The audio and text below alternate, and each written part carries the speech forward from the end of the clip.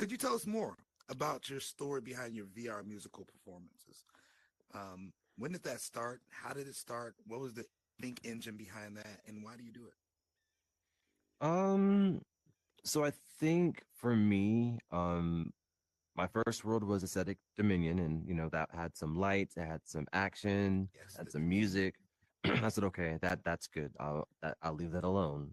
Um, and it was my second world I was working on where um I wanted that to be a library initially, and I had the hopes I could maybe type everything. But Good yeah. luck getting that. And so it was doing that, and then there was like this clock that I had in that library space. And I had the same thought that I had with like the spirals. I'm thinking to myself, okay, so I can send an event to this clock because it's already receiving events. That event could tell that clock to do something else, like anything that I want, really, right? Yes, yes. So I thought about, okay, it would be so cool to make it into a staircase Mhm. and then maybe a chair. And so I thought about how to do like a few of those things. And then I added some Horizon music to it. And I showed like two of my friends.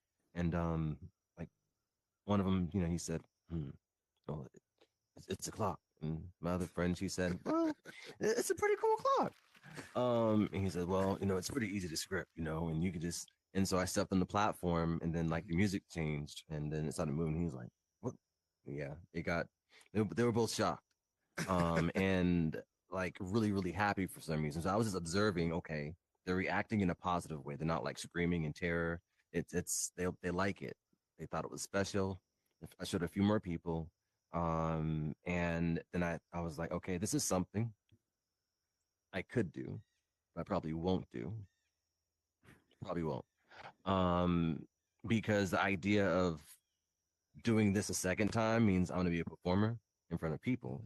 And that was something at the time I was like, I don't think that's what I want at all.